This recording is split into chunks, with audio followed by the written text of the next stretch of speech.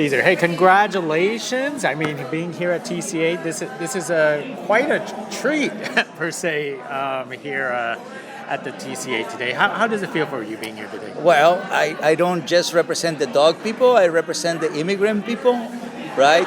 To be part of the American dream, right? I always have that in mind, it's just not my profession. It's also my race. It's also with these values that I grew up. So me having the opportunity to be 20 years on TV is representing my family right, well, the good values that they taught me, because I grew up listening to what I just said earlier, right? Loyalty, leadership, love, life, connection, communication, relationship. My grandfather said, never work against Mother Nature. So it's just not a person, but a generational achievement.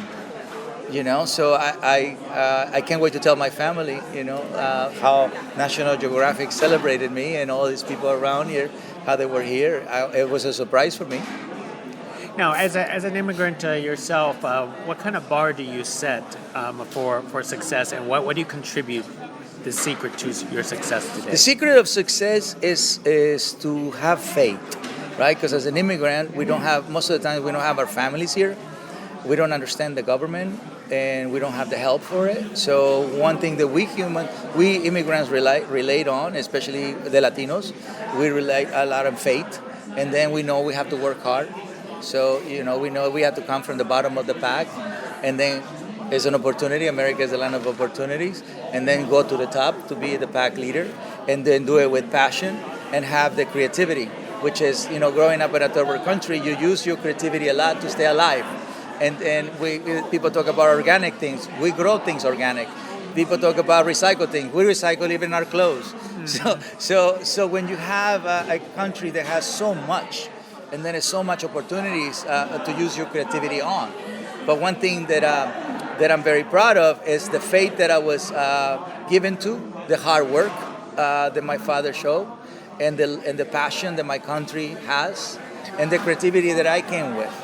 Because my mom taught me about faith. My dad taught me about work. My country taught me about passion, right? Because Mexicans are very passionate, or Latinos are very passionate. And creativity is just part of being, achieving things that can change the world. So how long did it develop your creativity that translated into, being the dog whisperer for yourself? Well, it's 20 years, right? My first show was called The Dog Whisperer.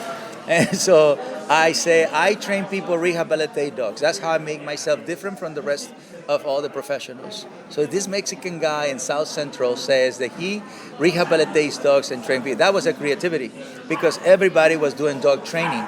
And he said, I train dogs. And I said, no, I don't train dogs. I train humans. Mm-hmm. Because they have aggressive, fearful, and dogs who ignore them, fight-flight avoidance.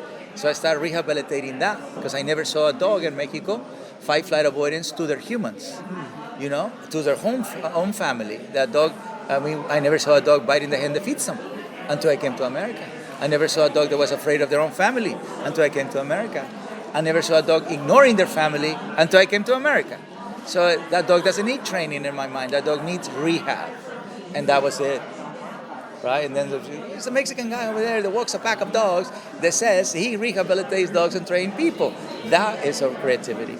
So in your own way, you are the therapist to humans. I am a human therapist. Obviously, because I don't have a degree, I can't call myself that. But in your country, in my country, we go after wise people, people with wisdom, elderly people. We seek for them. My grandfather died 105. He never went to school. But how did he live 105? Mm-hmm. You see what I mean? So I grew up in that environment, with that family, with that philosophy. And then you come to America, you see, and then they create chaos, right? So who do you help? The human. How do you help the human? Teach him to be silenced. Teach him to be calm. Teach him to be confident. Teach him when to love, when to do joy. You see what I mean? And for that, you don't need therapists. You just need a person that understands life well. And because I understand animals so well, that I can show you through your dog how my silence, my calmness, my confidence, my love, and my joy can change the mind of your dog. So yes, at the end, I teach you how to be the best version of you for your dog, to trust yourself, to respect yourself, to love yourself, now go and execute with that energy.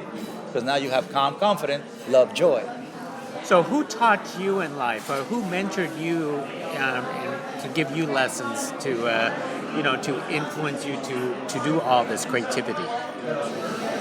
Well, sometimes you're lucky that you have a mentor, a human mentor. For me, I didn't have one, so life did it. Life did it. I had a good foundation. I was blessed to grow up. Grandfather, grandmother, father, mother. Not every kid grew up in that. That's a very rich environment. Sisters, everybody had the same agreement, commitment, and follow through. So it was very healthy. So then after that, once you have your leadership, then you give your loyalty to your parents, and then they tell you this is the right way. And so once your parents know how to guide you, and then your job is to maintain good habits. And then you come to America, so I don't have anybody that speak like me, talk like me, feel like me, think like me, nothing. So and then life starts teaching you, presenting you, situations, people, and then you have to have a clear goal, right? And so if you want to be messy, and then you're messy, and then that's all you do, and then that's it. And then universe, as they call it now, in my time is God, and then start bringing things to you. So that beautiful attraction of everything that you wish start coming to you. You just have to be patient about it, right? Are there any types of people or dogs that is just unteachable? And how do you handle that type of situation? I'm working right now with the only case that I've ever seen that has everything wrong about this dog. And it's a beautiful white boxer named Brunello that is blind and deaf and is extremely aggressive, but also has a neurological problem, right? And so before him, I would say, dogs with neurological problems, I don't think they need medicine, right? They're a neurological problem. And the only reason why those dogs are alive is because humans breed them. Otherwise, in nature, dogs with neurological problems would never be born. You know what I mean? Any disability would never exist.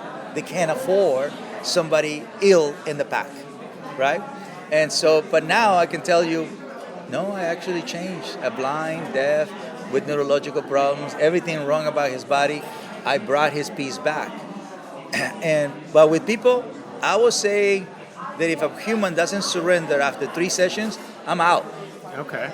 I'm out. That means you put in resistance, right? And if you're a capable person, and then it's you are blocking you. Because I'm here to provide the good energy, the good philosophy, and the good actions. So now with the ranch, people come to the ranch. It's magical. The land, the land do have a power. The philosophy is obviously 20 years, and then it's the community. So now I have a land, philosophy, community that shows you the perfect city in a way, because it's 43 acres, right? So I have a dog park, I have a temple, I have a restaurant. I have my own city, and where we all practice the same thing. But if you human don't want to change, and then it's not your time yet. So I never give up on a dog, but I will absolutely wait for a human if it's not ready. Well, then let me wrap it up with one last thing. The old saying that you can't teach an old dog new tricks. That's untrue. That only applies to my dad. You can't change my dad. He's an old dog with bad habits. But I've changed, Oprah's dog was 11 years old when I met her, Oprah's dog. 11 years, Sophie. And Sophie changed. Wow. So that's an old dog. That's an old Cocker Spaniel.